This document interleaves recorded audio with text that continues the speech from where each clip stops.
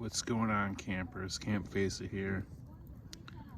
So, you know, we've been living here at the campground in the pine trees, the lake, lighting a fire every night, having food, having a good time.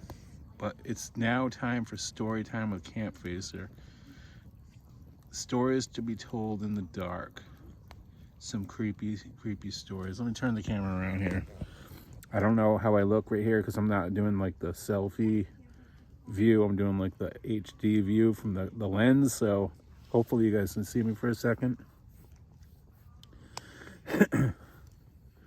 So the other night, my kid was like, Dad, we sat by the fire. He's like, can you tell me a scary story? And I sat there and I'm like, I couldn't think of anything I remembered off the top of my head that would be appropriate for him because he's kind of young, but I wanted to leave him thinking and give him a little scare. So I'm about to tell you guys this story that I made up on the fly to my kid because in a way it's pretty cool. I liked how it came out, just making up this, and I'll explain after the story why I think it's a good idea of a story. So anyways, let me turn back to the fire pit here so you guys can see the fire and think while you hear this story. It's kind of like an Are You Afraid of the Dark style. Okay. Let me take a sip of my tall boy first. Yeah. Cheers, campers. You know, before I even start the story, let me just tell you how great the outdoors is. Getting away from social media, drama, the same routine, and just living in the nature with no, like this. My phone right now I'm using to record this has no signal, so I'm just doing video. So we're living like off the grid. So this is, in a way, it's amazing. It's awesome. All right. So, anyways, back to the story.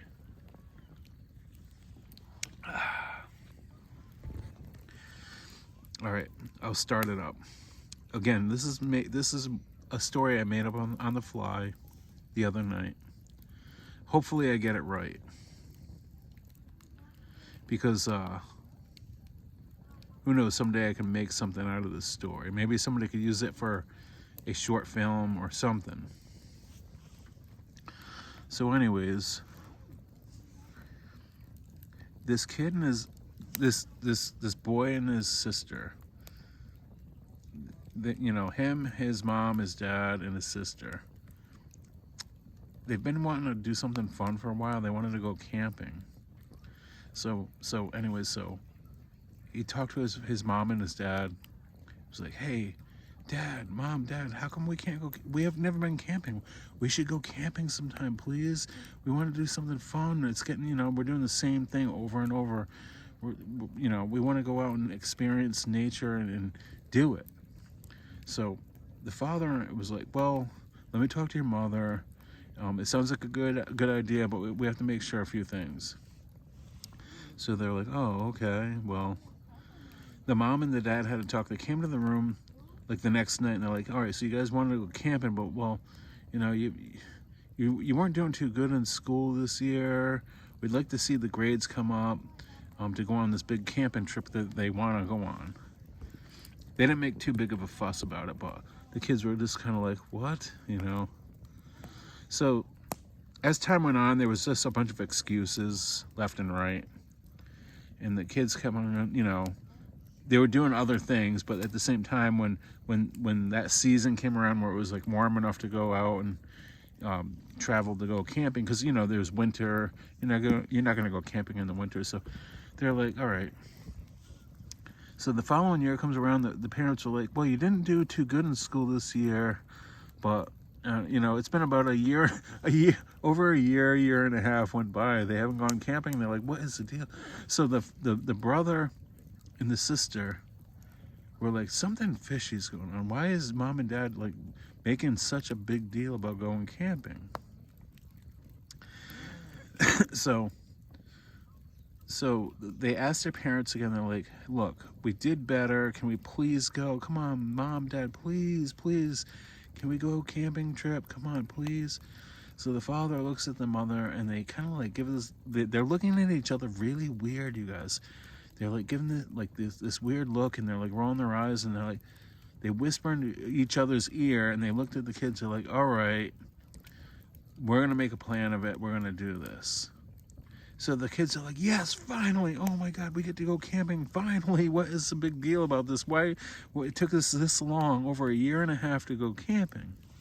So the day came. They packed up the car, and they're driving down. They're driving miles and miles, or even hours, wherever, like way out in the woods, out of state. The parents are telling the kids, well, we have this place, we went when we were younger, out in the woods, and it's a good camping spot, and it'll give you guys a full experience. So the kids are like, oh, hell yeah, they're excited. They're in the back. They have all their, the sleeping bags, the tent packed, and all this stuff. So the mom and the dad keep looking at each other as they're driving down the road, and it wasn't a big deal, but the boy, their son, kept on kind of overthinking about, what he was getting suspicious, like, what's going on here, what took so long for this trip? Why did they keep rolling their eyes about the trip? Why are they acting kind of weird, whispering, and what is going on here? The whole thing sounds kind of shady. There's something weird going on here. So anyways, they finally get to like the main, like the woods, like the trail, the dirt road for the car to go into the woods. They finally pull off the main freeway. They go to the back road, and they're entering the woods, and they're driving down this long dirt road. The sun's starting to go down a little bit. They're on their way, and the parents are like looking at each other, and they tell the kids, like, we're almost there, a few miles more to go. And there's nowhere around, like no one's around. They're the only car or people in sight for miles and miles. So anyways, they're driving down this long dirt road through the pine trees, way deep in the woods, and they finally get to like their destination.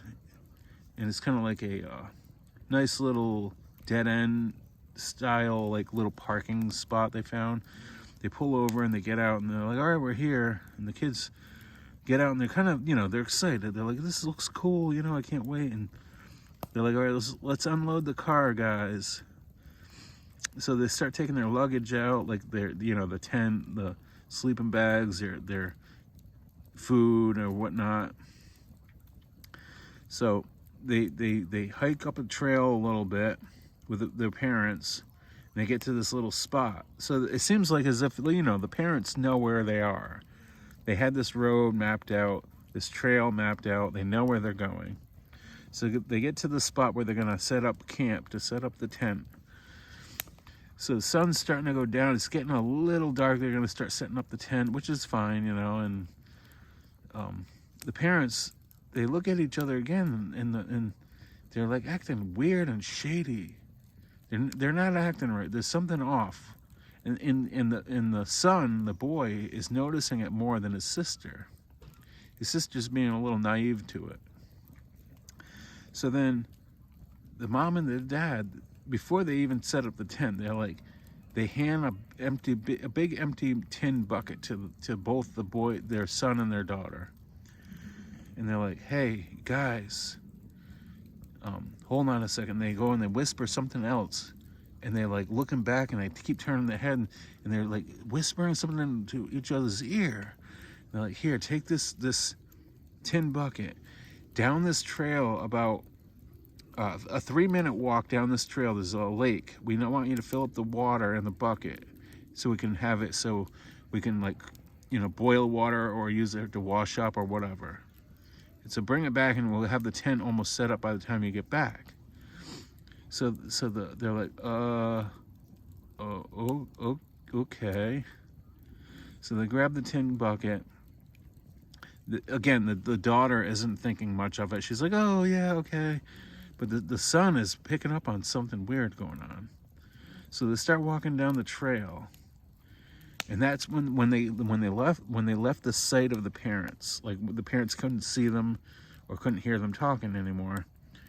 The son goes up to he goes up to his sister. He goes, something's not right. Why did it take this long for mom and dad to plan this trip? Why did they keep putting this off? What was the big deal? Why did they keep procrastinating on this trip? There's something weird. They keep whispering, they're rolling their eyes, they're not acting right. There's something really weird. Here, stay right here. He tells his sister, I'm gonna stay right here. They're halfway down the path, by the way. Stay right here. I'm gonna sneak back, and I'm gonna see if I can catch some saying something or doing something weird. This whole thing does not feel right.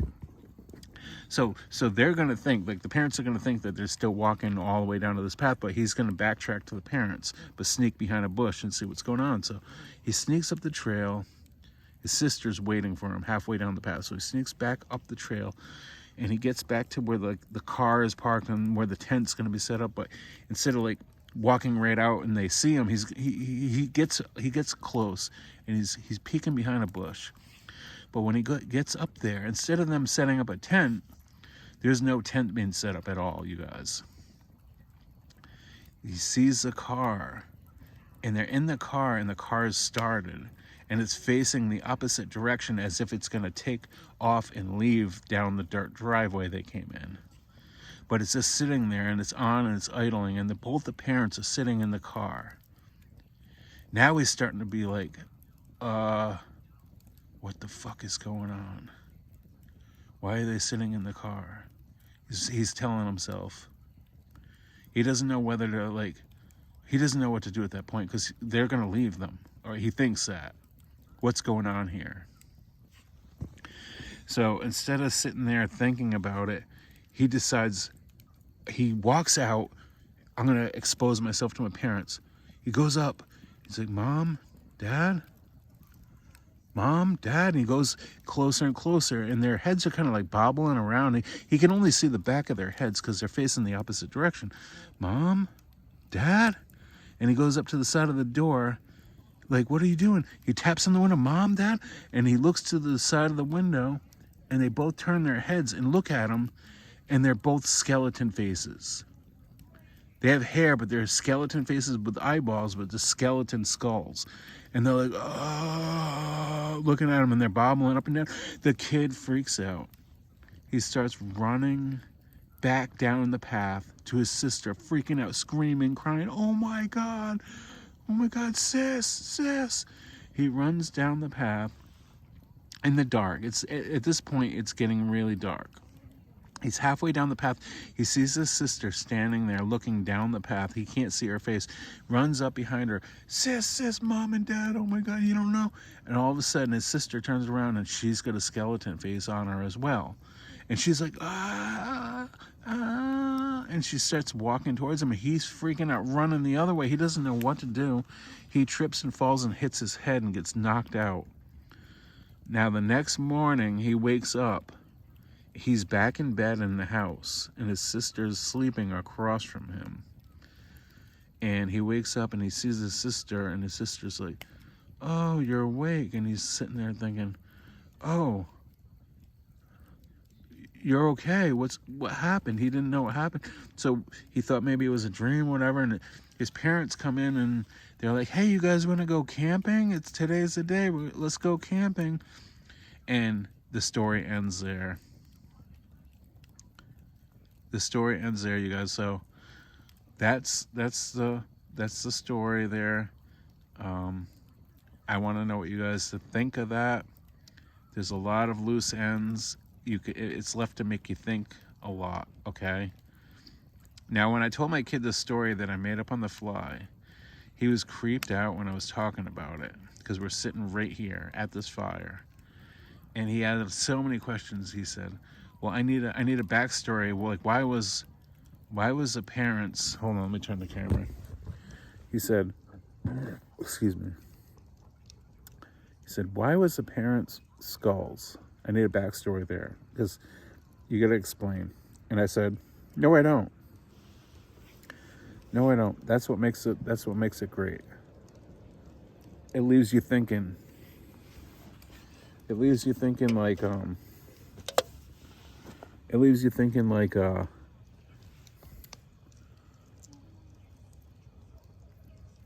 why? Like the Blair Witch Project movie.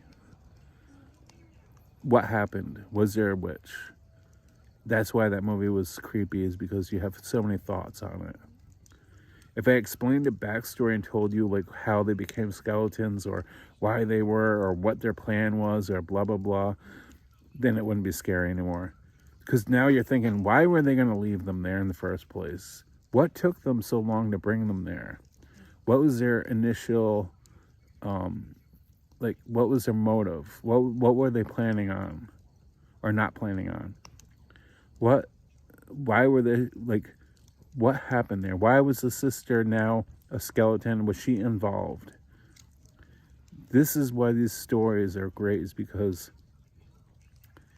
there could be open ends for something else to come too with a sequel or, it's just, when you know all the information sometimes, it's not, whether it's an action movie, comedy, horror, whatever, a movie or a story, when there's all the information that tells exactly everything, it's just, there's no mystery behind it. To me, I like these kind of stories that I just told, because you're always going to be thinking, what happened? How did they become skeletons? What were they going to, to me, this is a great story. So maybe it can be used someday. Maybe not. Maybe it's just between you guys and me. But hey, this is what we talk about at camp, you guys. This is a reason why you don't go in the woods. One of the reasons why you stay out of the woods. Okay? I'll see you guys later. Have a good one, campers, and stay out of the woods.